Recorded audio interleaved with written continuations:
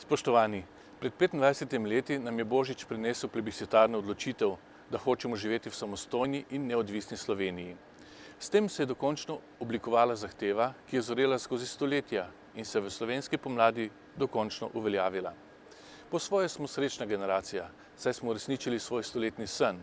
Neodvisna Slovenija je kmalu postala del OZN, EU, NATO, vstopili smo v šengensko območje, prevzeli evro, predsedovali Evropski uniji in še je bilo odmevnih uspehov. Prehodili smo pomembno pot, a še nismo na cilju. Še vedno nismo v celoti uresničili nekaterih točk Majniške deklaracije iz leta 1989. Prehod v demokracijo, v vladavino prava in normalno gospodarstvo smo opravili slabo. Zato se danes soočamo s težavami, s katerimi nam ne bi bilo treba. Če kdaj, potem smo letos morali spoznati, da demokracija, varnost in mir niso samoumevne danosti. V življenju človeka in skupnosti, ki jih oblikuje, so padci in vzponi. Kot država že nekaj let padamo in nikakor se ne moremo pobrati. V letu, ki se izteka, so naš razvoj in obstoj dodatno ogrozili še nepredvidljivi prebežniki in teroristi. V krizi se nekateri zmedejo, pokleknajo pod težo obremenitve.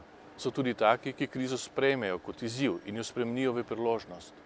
Seveda je zelo nerodno, če vladajo prvi, a jaz trdno verjamem v klenost in pogum tistih Slovencev, ki bodo prinesli boljše čase.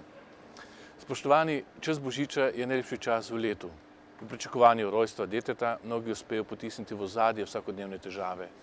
Mnogi tega ne zmorejo in tem moramo v tem času pomagati, še posebej, če so osamljeni ali živijo v pomanjkanju.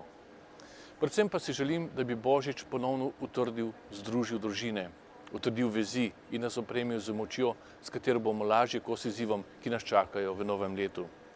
Čestitam vam tudi za praznik Dan samostojnosti in enotnosti in srečno v 2016.